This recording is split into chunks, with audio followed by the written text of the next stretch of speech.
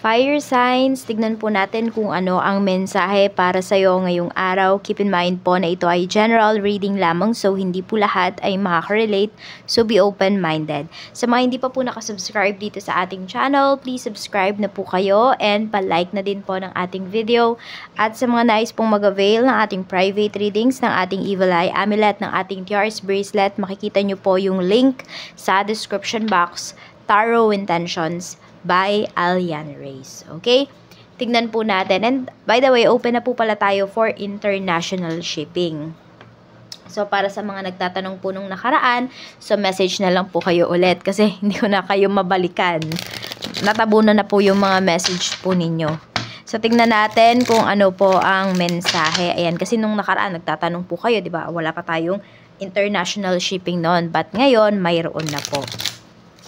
Tignan natin ano po ang mensahe. Ano ba yung mga pwedeng mangyari sa araw mo ngayon? Fire signs, Aries, Leo, Sagittarius. So we have 2 of Swords. Pwedeng may mga decision makings. Medyo mabibigat yung mga decision mo dito. Meron dito, pwedeng may magre-resign sa work. So pwedeng iniisip-isip nyo po yan. Kaya lang hindi pa kayo makapag-decide. Meron tayo ditong Ace of Swords. Ito naman, merong natapat. Kung parang alam mo yung kung kailan kayo nandoon sa edge, tsaka kayo hinihila pabalik. Yun yung nakikita ko dito. So, pwede po na meron dito, nagbabala kayong mag-resign, tapos tsaka kayo inofera ng magandang, ng magandang position, ng magandang salary. So, ngayon, kayo po ay nagdadalawang isip. Ano ba talaga yung decision mo?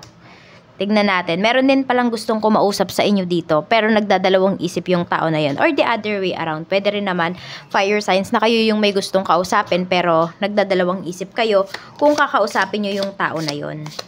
May pagdadalawang isip kasi na pinapakita po dito pagdating sa inyong cards. We have Knight of Cups. Meron palang, ayun, kaya kayo gustong kausapin ng taong to, pwedeng manghihingi po siya ng favor sa'yo. So, nasa sayo na lang kung pagbibigyan mo ba siya. Or kung, kung papatulan mo ba yung hinihingi niya sa'yo na favor. So, tignan natin kung ano pa yung mensahe, ano pa ba yung mga pwedeng mangyari sa araw mo ngayon. We have Ace of Pentacles. So, may maganda nga po talaga na offer sa'yo dito. Yung iba sa inyo, pwedeng hindi naman yan pagdating sa trabaho. Okay? So, pwedeng may nag-aalok sa'yo dito. Parang meron siyang binebenta sa'yo. Iyon yung pinapakita. Meron siyang inaalok. So, pwedeng ito ay isang kaibigan or sabihin natin, pwedeng nadaan lang dyan sa lugar po ninyo. So, may mga binebenta siya. And, pwedeng magustuhan nyo po yan. So, pwedeng bumili kayo. Meron din naman dito, pwedeng wala kayong balak bumili, pero nahabag po kayo. Ibig sabihin, parang naawa ba kayo? Yan. And you have the means naman para bumili. So, yun, parang kahit hindi po ninyo kailangan, ay bibili po kayo. Mapapabili kayo. So, meron dito, malalambot po yung inyong puso. May mga pusong mamon si fire signs. Ayan. Tignan natin kung ano pa yung mensahe para sa'yo pagdating naman sa iyong pamilya. So, we have naman po Page of Swords pagdating sa family. We have Queen of Pentacles. So, more on request yung nakikita ko dito. Hindi ko alam kung may nagre-request ba sa inyo na bumili ng sapatos o kaya ng bagong damit. Or meron kayong raregaluhan. So, sa family po, ayan, more on may nagre-request dito. Hindi ko alam kung ano ba yung tawag dun sa sapatos na may gulong. Nauuso ba yun ngayon? So, yung iba po sa inyo, ayan, pwedeng anak nyo, pwedeng pamangkin, pwedeng nagre-request po sa inyo ng ganong sapatos. Or kung hindi man ganong sapatos yung may gulong, pwede po na normal na shoes. Pwedeng rubber shoes, pwede rin naman na black shoes or running shoes. Mga ganyan po yung pinapakita dito sa inyong mga baraha. Meron din ako nakikita sa family, meron mahilig mag-alaga ng mga, ayan, pwedeng mga rabbits. Basta parang malambing or malapit siya sa mga animals. Oo. Tignan natin. So, may nananahiba ngayon. O, ingat po kayo at baka matusok kayo.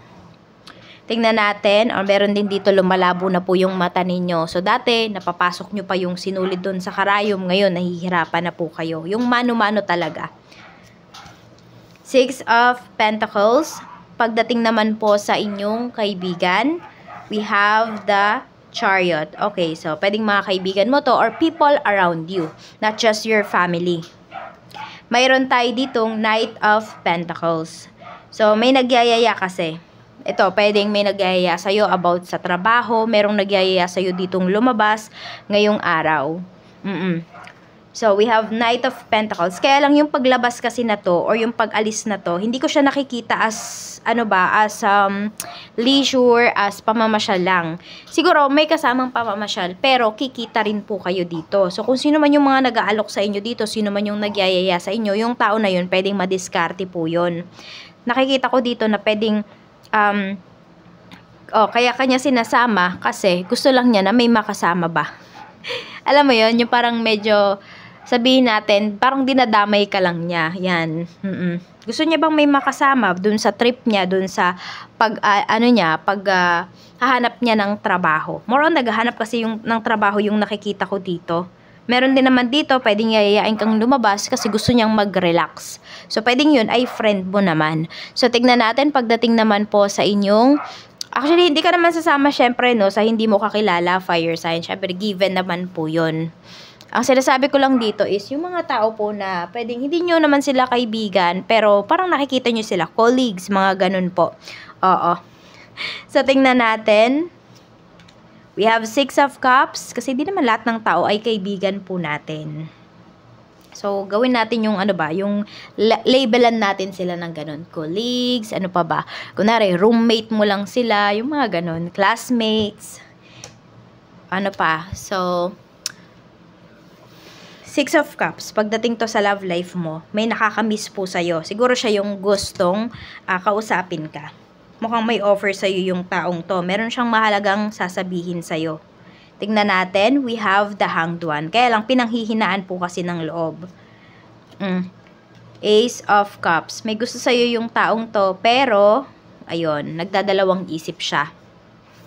Siya din to, siya din yung energy na yan. Yung gusto kang kausapin, pero nagdadalawang isip.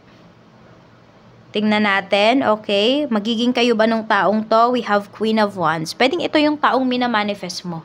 So, kung minamanifest mo siya at single naman siya, pwede po na maging kayo. Pwede rin na naiisip ka na niya ngayon. Nandun yung urge na gusto kanyang kausapin, but nahihiya siya sa'yo. Tingnan natin ano pa yung mensahe. Okay, Spirit Guide, ano pa po ang mensahe natin pagdating naman po sa kaperahan. Sa kaperahan, we have Page of Cups. Meron tayo ditong The Lovers. At mayroon tayo ditong Wheel of Fortune. Maganda po yung energy pagdating sa inyong kaperahan. So, we have The Lovers. Ito ay mga relationship. Relationship mo with your money. Relationship mo with other people. Maganda talaga siya. Kung ano talaga yung sinasabi ninyo, fire signs na a-attract po ninyo. Kaya, ingat-ingat kayo sa mga sinasabi ninyo dito. As much as possible, puro positive things po yung sabihin ninyo. Ayan, meron lang ako nakikitang aberya dito. Baka may pupuntahan po kayo. So, agahan, may alis ba kayo? Ayan, kunwari, niyayakan itong taong to, itong kaibigan mo, itong colleague na ito. So, ayan, agahan po ninyo kasi pwedeng ma-traffic kayo or baka may madaanan kayo na ginagawang kalsada. So, aberya ba or hassle pala. So, 'di ba? Hassle siya. So, parang sabihin natin, nagpera na parang naging bato pa. Kaya ayan po. Tignan natin pagdating naman po sa inyong negosyo. Sa negosyo, we have 9 of Cups. Meron tayo ditong the High Priestess and meron tayo ditong the World. So, pwedeng meron po dito is meron kayong mga transactions abroad, transactions sa ibang lugar, malalayong lugar. Ayan po.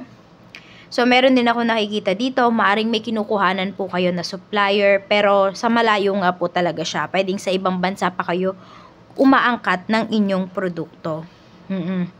Meron din ako nakikita dito is pwedeng pinapadala po yan sa inyo. Parang true balikbayan box yung nakikita ko dito. Pinapadala siya sa inyo, tas binebenta po ninyo. Ayun. So, namumuhunan din naman po talaga kayo dito pagdating sa inyong negosyo. Maganda yung sales today. the Hierophant. Maganda po yung sales. Ayan, mukhang may tinatarget nga po talaga kayo at possible po talaga na makuha nyo kung ano man itong tinatarget ninyo na ito pagdating sa inyong business. Tingnan po natin pagdating naman sa trabaho. Sa trabaho, we have 9 of Wands at mayroon tayo ditong King of Wands. So, palaban yung energy pagdating dito sa trabaho. We have the Magician. So, yun, marami lang kayong gagawin talaga ngayong araw. Meron naman dito, pwedeng ordinary day lang to.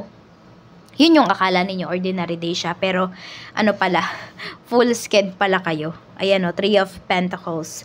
Tapos, meron din ako nakikita dito, pwedeng may mga kagrupo po kayo pagdating dito sa inyong trabaho. Kaya lang, hindi kayo masyadong nag-share ng information. Medyo nagdadamot talaga kayo dito. Fire signs pagdating dito sa inyong mga kaalaman. Siguro kasi natuto na kayo before bigay kayo ng bigay. Ang nangyayari kayo pa yung nawawalan. So, ito, in short, nagiging wise po kayo dito pagdating sa pagtatrabaho po. Tignan natin ano pa yung mensahe pagdating naman po sa iyong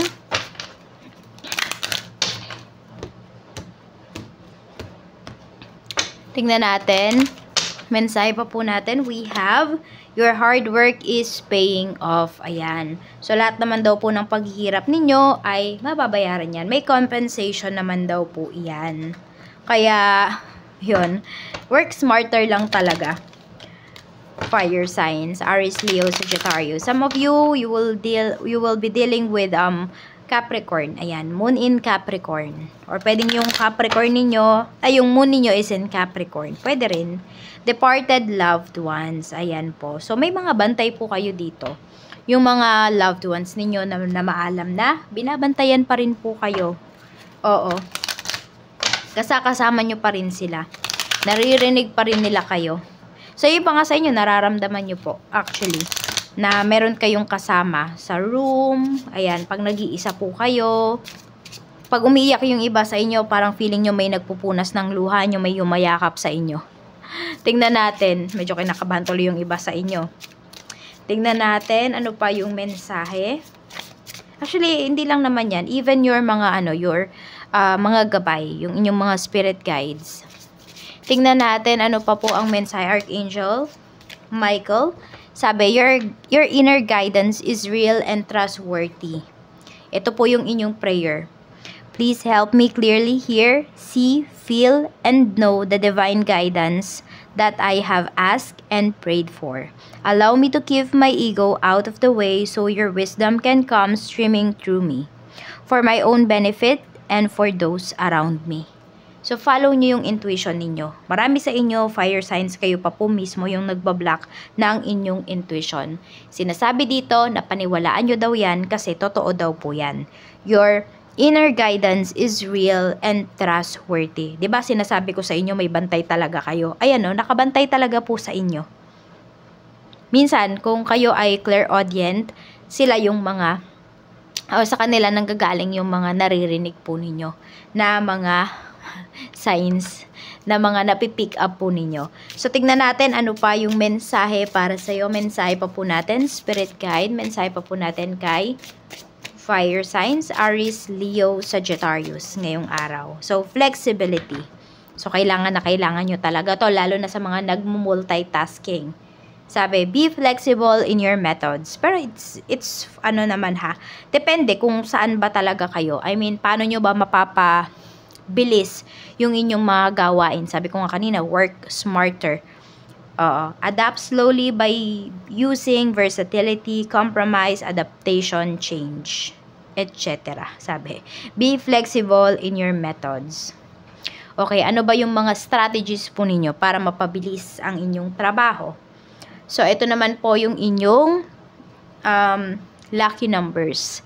3, 19, 47, 50, 51, and number 8. Maraming salamat po sa walang sawang pagsuporta ninyo dito sa aking channel. Sa hindi po ninyo pag-skip ng ad, sobrang laking tulong po nun para araw-araw pa rin tayo makapag-produce ng videos natin. Mag-iingat po kayo always and more blessings to come sa inyo pong lahat.